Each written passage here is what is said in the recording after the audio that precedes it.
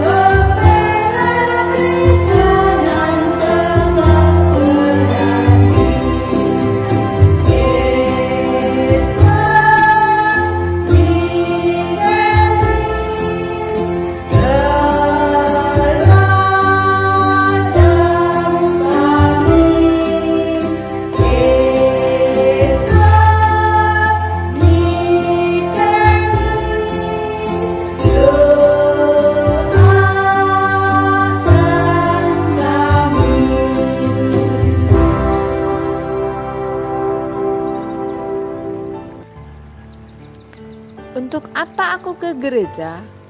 Karena ikut papa mama, kakak, tetangga. Edward Michaelis yang kita kenal adalah seorang anak yang sangat senang kalau diajak ayahnya ke gereja. Ia bisa melihat ukiran dan bentuk-bentuk aneh di dinding gereja. Setelah pulang dari gereja, biasanya banyak pertanyaan yang ia ajukan pada ayahnya. Pertanyaan-pertanyaan selalu dijawab dengan sabar karena ayah suka pada sikap ingin tahu dari Edward. Iman dan kecintaan Edward pada Tuhan bertumbuh karena sikap ingin tahunya. Setiap hari Minggu, ayah, ibu, aku dan saudaraku pergi ke gereja. Gerejaku ruangannya luas dan ada banyak bangku untuk duduk dan berdoa. Di gereja kami bersama-sama beribadat dengan seorang pastor sebagai pemimpin ibadat. Bagaimana seharusnya sikapku di dalam gereja? Sebelum masuk gereja, anak-anak dikumpulkan untuk belajar bernyanyi dan berdoa. Kita sering menyebutnya sekolah minggu atau minggu gembira. Karena seringkali kita diajak untuk bermain dan mendengarkan cerita. Jika sudah selesai, anak-anak dengan tetap tenang boleh masuk ke gereja bergabung dengan orang tua untuk merayakan ibadat misa bersama. Terkadang berarak-arak bersama masuk ke dalam dipimpin oleh kakak pembina untuk mengiringi persembahan. Pada waktu memasuki gedung gereja, umat selalu membuat tanda salib dengan mengambil air dari tempat air suci. Sikap ini melambangkan kesiapan hati untuk disucikan. Di ruang baptis, biasanya di samping altar juga ada bejana tempat air suci. Lilin Paskah untuk upacara pembaptisan dinyalakan, diawali dengan mencelupkannya ke bejana ini yang berisi air suci. Sebagai anak Tuhan, aku percaya bahwa Dia hadir, ada dalam gereja. Oleh sebab itu, di dalam gereja kita harus bersikap hormat dan sopan, mengikuti tata cara sebagai orang beriman, ikut berdoa, menyanyikan lagu, mendengarkan pimpinan misa. Gereja disebut sebagai rumah Tuhan karena menjadi tempat berdoa bagi banyak orang. Di dalam gereja kita bisa melihat sebuah meja besar di depan yang disebut altar. Pada meja altar itu imam sebagai pemimpin umat mengulang perjamuan yang pernah dilakukan oleh Yesus Tuhan bersama para rasulnya. Pada dinding dekat altar ada lampu kecil merah. Lampu itu disebut lampu Tuhan karena selalu dinyalakan, menjadi tanda bahwa di tabernakel ada komuni kudus. Petugas yang melayani pasur disebut putra altar.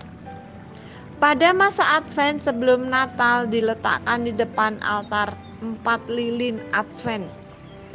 Terdiri dari 3 lilin warna ungu lambang penantian dan 1 warna pink lambang sukacita. Lilin setiap minggu akan dinyalakan satu persatu sampai Natal tiba. Pada masa Paskah setelah hari raya kebangkitan Tuhan, ada juga dipasang lilin Paskah. Pada batang lilin itu ada simbol gambar Alfa dan Omega, artinya Yesus Tuhan awal dan akhir hidup manusia. Tulisan tahun juga gambar salib. Mimbar bacaan. Ada juga petugas yang membaca kitab suci, mereka disebut lektor. Mimbar ini terletak di sebelah kanan altar tempat petugas atau lektor membaca firman. Pada waktu lektor membacakan kitab suci, diharapkan umat tenang dan hormat untuk mendengarkan, karena yang dibacakan adalah firman Tuhan. Di dalam gereja juga ada patung-patung, bukan untuk disembah, tetapi dengan patung umat Katolik terbantu untuk semakin kusuk berdoa. Karena misalnya dengan patung hati kudus Yesus, umat bisa menggambarkan wajah Tuhan yang ramah, mengundang, dan dengan hatinya dengan bercahaya. Begitu juga dengan patung Bunda Maria. Umat akan semakin tertarik dengan kebaikan hati Bunda Maria yang terpancar pada raut mukanya. Banyak orang berdoa di depan patung Maria supaya bisa berdoa dengan lebih kusuk. Salib Yesus di altar menjadi tanda kehadiran dan kemenangannya.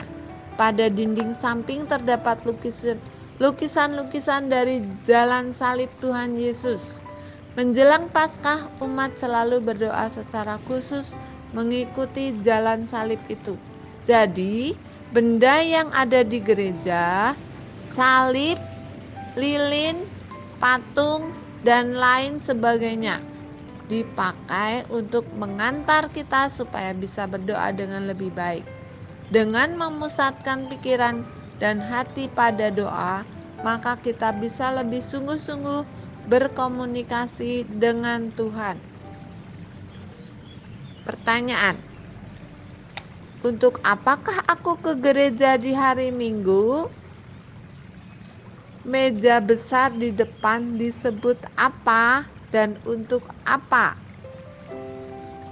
Tempat untuk membaca firman disebut apa? Orang Katolik sering dikatakan menyembah patung-patung, betulkah? Coba terangkan. Bagaimana seharusnya sikap kita ketika sedang dalam gereja? Refleksi. Sementara orang dewasa merayakan Ekaristi di dalam gereja, bagi anak-anak ada kesempatan berkumpul bersama biasanya di tempat lain. Pertemuan itu disebut apa? Ada berapa orang temanmu yang biasa datang? Apakah kalian pernah ikut pertemuan tersebut? Dengan terpaksa atau dengan bebas? Apa yang kalian peroleh dalam pertemuan tersebut? Bagaimana perasaanmu jika ikut pertemuan tersebut? Peneguhan. Seperti Edward Michaelis, tentu baik kalau kita semakin mengenal dan mencintai gereja kita. Kita bukan hanya kagum pada kemegahan gedungnya, tetapi tahu juga apa fungsi gereja sebagai rumah Tuhan. Mengenal gereja sebagai rumah Tuhan sangat menggembirakan karena tempatnya lega, di situ bisa berdoa, bersyukur dan mohon berkat.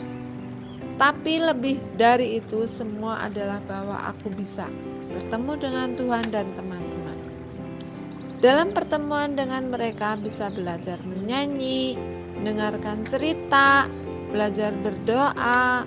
Kalau sudah ada dalam gedung, bisa kita ikut orang dewasa maju ke depan untuk minta berkat. Pokoknya senang deh.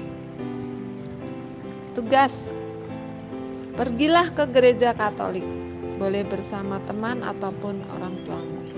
Catatlah nama benda-benda yang ada di situ dan sebutkan gunanya. Mari kita tutup dengan lagu Edward Michaelis.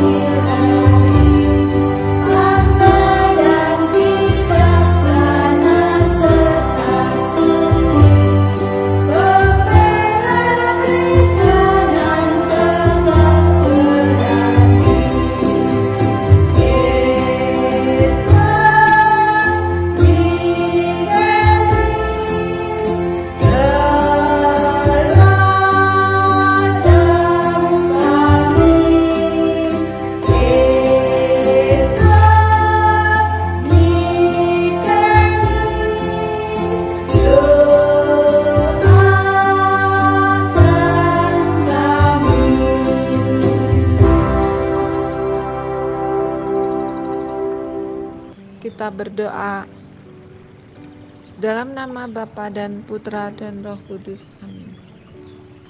Bapa, Tuhan yang Maha Kasih, terima kasih karena kami boleh mengenal rumah-Mu yang disebut gereja. Ada macam-macam hal yang mengantar kami untuk semakin bisa berdoa.